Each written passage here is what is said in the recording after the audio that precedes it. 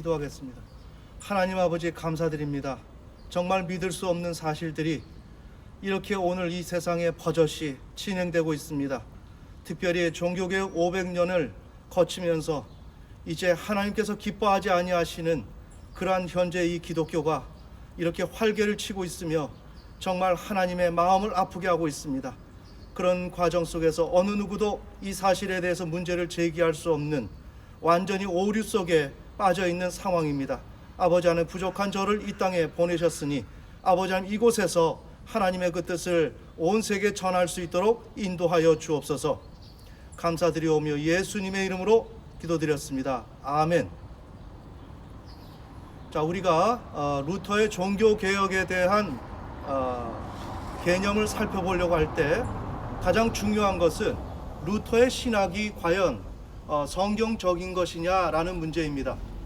그런데 루터의 신학은 성경적이지 않습니다.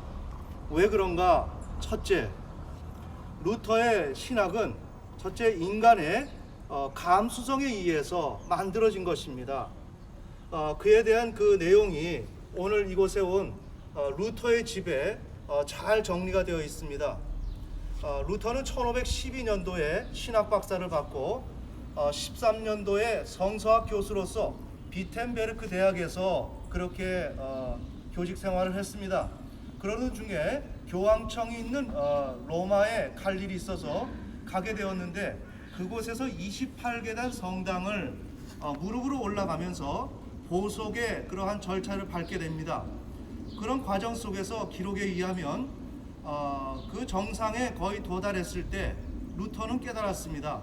과연 우리가 이렇게 노력하는 이러한 보석의 행위가 진정으로 죄사함을 얻을 수 있는 것인가? 왜? 우리 인간은 죄를 짓고 지속적으로 죄의 몸이기 때문에 그렇습니다. 자, 그런 가운데서 루터는 하나의 성경 구절을 감각적으로 깨닫게 됩니다. 바로 그것이 로마서 1장 17절입니다. 오직 의인은 믿음으로 말미암아 살리라. 아하, 이제 우리의 신앙과 우리의 죄에 대한 문제는 인간의 노력, 인간의 역할에 의해서 주어지는 것이 아니구나. 하나님의 오직 은혜로서만이 주어지는 것이구나 라고 하는 그런 통찰을 루터가 그곳에서 얻게 됩니다. 그리고 거기에서 흥분된 마음으로 다시 비텐베르크로 돌아오게 됩니다. 자, 그래서 비텐베르크 대학이라고도 명시가 되고 있지만 아우구스티누스 수도원 거기에 자신의 연구실에서 이 로마서 1장 17절을 정리하게 됩니다. 자, 이렇게 정리하는 가운데서 스칼라 계단에서, 즉 28계단 성당에서 경험했던 그 사실을 다시 한번 신학적으로 자신이 정리하는데 구원을 얻는 데 있어서는 오직 하나님의 은혜뿐이다. 인간의 역할은 전혀 필요치 않다라는 개념으로 접근하게 됩니다. 하지만 이것은 바로 인간적인 것이고 비성경적이고 성경이 절대적으로 이 사실에 대해서 지지하지 않습니다. 하지만 현 기독교는, 개신교는 이 사실을 너무나 분명하게 고집스럽게 주장을 해오고 있습니다. 두 번째, 루터의 신학이 잘못되었다라는 것은 어떤 이유인가? 철학적인 그러한 근간을 두고 철학에서 추출한 것이 루터 신학의 핵심 내용이라는 것입니다. 그 시대에 오컴의 유명론이 있었습니다. 실체는 개체로부터 추출될 수가 없다. 즉 보편자, 그런 어떠한 진리, 근원은 개체로부터 인간이 추출할 수가 없다. 그것이 그 시대의 철학적인 사조였습니다. 즉 우리 인간이 본질을 추구한다는 것은 매우 어렵다. 인간편에서 본질을 찾는다는 것은 불가능한 것이다. 즉 앞서 말씀드린 대로 구원은 오직 하나님의 은혜로 얻는다라고 하는 그 내용과 절대적으로 일치하게 됩니다.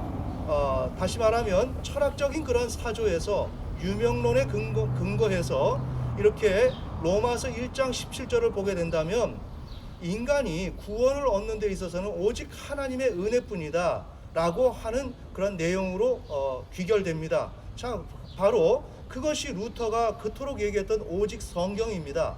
오직 믿음입니다. 무엇입니까? 인간의 노력으로는 될 수 없다. 무엇을?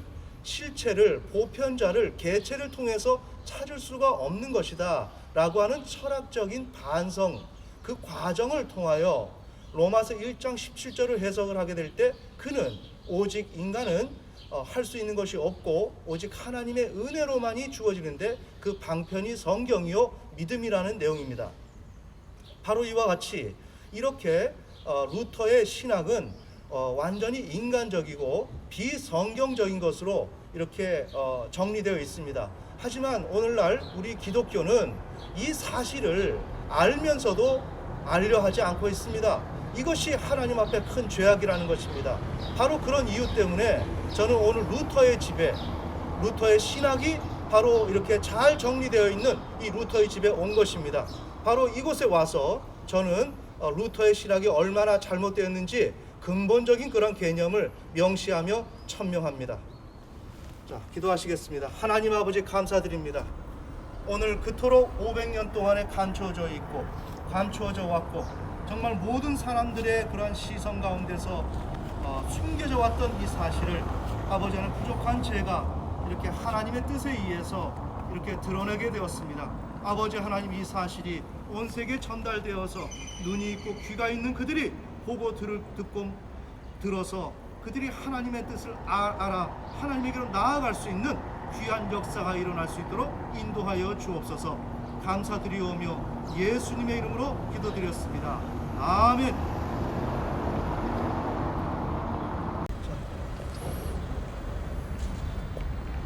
기도하시겠습니다. 하나님 아버지 감사드립니다. 이제 드디어 루터가 500년 전에 종교개혁을 일으킨 비텐베르크 성당 정문 앞에 와 있습니다. 아버지 하나님, 이곳을 통해서 개신교가 발흥했습니다. 하나님, 이곳에서 우리 개혁주의가 시작된 것입니다. 하나님 아버지, 오늘 이 진상을 드러내기를 원합니다. 부족한 종의 입술을 통하여 지금까지 잘못되고 거짓된 것이 무엇이었는지를 분명히 명시할 수 있도록 인도하여 주옵소서. 모든 것에 항상 감사드리오며 예수님의 이름으로 기도드렸습니다. 아멘. 네, 앞서 루터의 집을 우리가 지나왔습니다. 다시 한번 요약을 한다면 루터의 집에서 우리가 느낄 수 있었던 것은 루터의 신학이었습니다. 루터의 신학은 과연 어떠한 과정을 통해서 어떤 것으로 규결된 것이었는가라는 문제였습니다.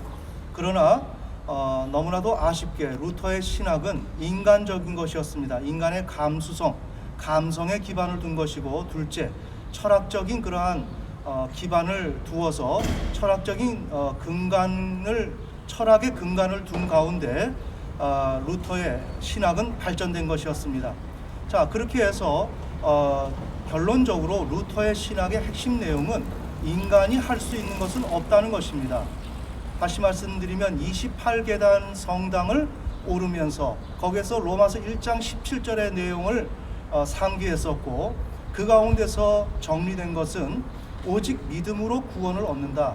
즉 구원은 오직 하나님의 은혜로 얻는다라는 내용이었습니다. 즉 이 말은 인간의 역할이 전혀 필요치 않다는 내용입니다.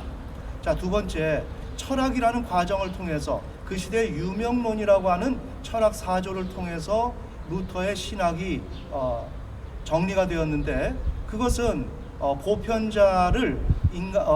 보편자는 개체를 통해서 추출될 수가 없다. 실제, 본질, 근원, 이런 것은 현상의 세계에 어떤 그 개체를 통해서 접근할 수 없는 것이다. 즉 인간은 근원성을 찾을래야 찾을 수가 없다. 즉 인간은 하나님을 향해서 나아갈 수가 없다. 인간은 인간의 능력으로 하나님께 도달할 수가 없다 라는 논리가 이러한 유명론 철학에서 발생된 것이었습니다. 따라서 로마서 1장 17절의 내용이 바로 이러한 철학적 기반에 의해서 정리가 되면서 바로 오직 의인은 믿음으로 말미암아 살리라, 오직 성경이라는 내용들이 강조되게 된 것이었습니다. 그러니까 루터의 신학에서 가장 강조가 되고 있는 것은 인간은 할 수 없다입니다. 반면에 하나님께서 모든 것을 하시고 하나님의 은혜로 된다라는 내용입니다. 자, 이것이 과연 성경적일까요? 그렇지가 않습니다. 성경은 인간에게 자신의 죄의 문제를 해결하라고 하지 않습니다.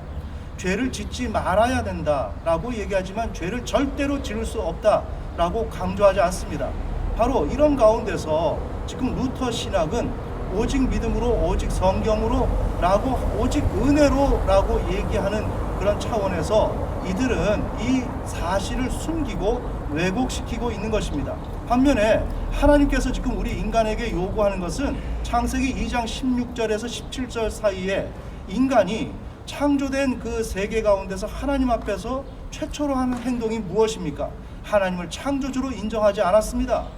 그러한 행위 이 자체가 지금 타락의 기원이고 근원인데, 이런 문제를 하나님께서 인류 역사 가운데서 정말 정립하시기를 원하시고 세우기를 원하는데, 인간들은 여기에 초점을 맞추지 아니하고 인간이 죄를 지을 수밖에 없다, 또한 우리는 죄인이다 라는 그 사실에 포커스를 맞추면서 오직 은혜로만 되어야 한다라고 얘기를 하는데, 그러는 가운데서 창조주 하나님을 인정하고 경외해야 된다는 사실을 암암리에 숨기면서 묵과하면서 지금 넘어오고 있다는 사실입니다.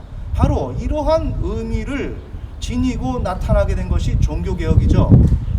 자, 바로 이와 같은 신학적인 배경이 루터의 신학인데, 여기서 참고로 한 가지 더 말씀드리면, 상기에 말씀드린 대로 창세기 2장 16절 17절에서 인간이 하나님을 창조주로 인정하지 않아서 하나님께서는 한 사람 아브라함을 불러서 그에게 하나님을 창조주로 인정하겠는가 라는 사실을 창세기 15장 22장에 걸쳐서 다루어내시면서 그에게 의로움을 주시고, 그 다음에 창세기 22장 13절에 걸쳐서 아브라함에게 예수 그리스도를 예표하는 순양을 통하여 법정적 칭의를 부여하십니다. 무엇입니까?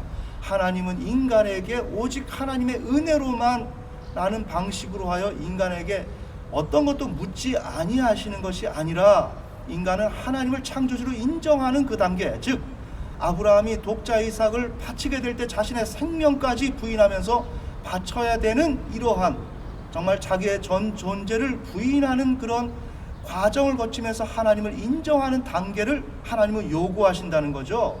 바로 이러한 것을 루터 신학에서는 간과하고 있는 것입니다. 그러니 루터의 신학은 인간적인 것이고 비성경적인 것이고 그것은 허구입니다. 자, 이런 시점에 로마 카톨릭의 부패는 극에 달했습니다. 특별히 면죄부를 통해서 그 헌금함에 동전이 들어가는 순간, 딸랑하는 순간에 연옥에 있는 그 자신의 그런 가족들이 구원을 받아서 낙원으로 이동하게 된다는 이러한 논리였죠. 이런 것을 태체를 통해서 면죄부를 판매하게 되었는데, 이런 것에 대해서 루터가 문제의식을 느끼고 앞서 말씀드린 이러한 신학적인 배경에서 종교개혁이 일어나죠. 바로 그 과정이 바로 이 비텐베르크 성당의 이 정문입니다. 여기다가 95개조의 논제를 붙이고 여기에 대해서 토론해보자, 그러면서 그 시대의 신학자들에게 토론을 제의한 거였습니다. 그러나 그 시대의 인쇄술 발달로 인해서 루터의 이러한 제안이 급속도로 독일 전역과 유럽으로 파급됨으로 말미암아 이른바 종교개혁이 일어났던 것이었습니다. 자, 그렇다면 우리의 종교개혁은 과연 어떤 것일까요? 이 종교개혁은 그 시대의 부패를 고발하고 그것을 개혁하는 차원에서는 성공적이었습니다. 하지만 그것은 하나의 하위 범주에 속하는 것일 뿐입니다. 상위 범주는 신학적인 개념입니다. 얼마나 그 시대의 종교, 기독교가 하나님 앞에 올바로 나아가기를 원했는가라는 의미에서 종교개혁이라고 설명되어야만 그것이 올바른 종교개혁에 대한 설명이 될 것입니다. 그런데 신학 자체가 너무나도 무지했고, 신학 자체가 인간적인 것이었고 하나님께서 인정하지 않는 것이었습니다. 따라서 루터의 신학은 가짜였습니다. 그러므로 루터의 종교개혁은 허구입니다. 가짜입니다. 이것은 사실상 존재하지 않는 것을 존재하는 것처럼 만들어버린 그것이 종교개혁이고, 이것을 지금 500년 동안 우리 개신교는 맹종하고 있습니다. 자, 기도하겠습니다. 하나님 아버지, 감사드립니다. 오늘 부족한 저를 비텐베르크 성당에 서게 하시며 또한 이곳에서 하나님의 말씀을 전하게 하심을 감사드립니다. 오늘 이 영상을 보는 사람들이 정말 사실을 알 수 있도록 인도하여 주시옵시며 맹종하는 역사가 끊어질 수 있도록 인도하여 주옵소서. 감사드리오며 예수님의 이름으로 기도드렸습니다. 아멘.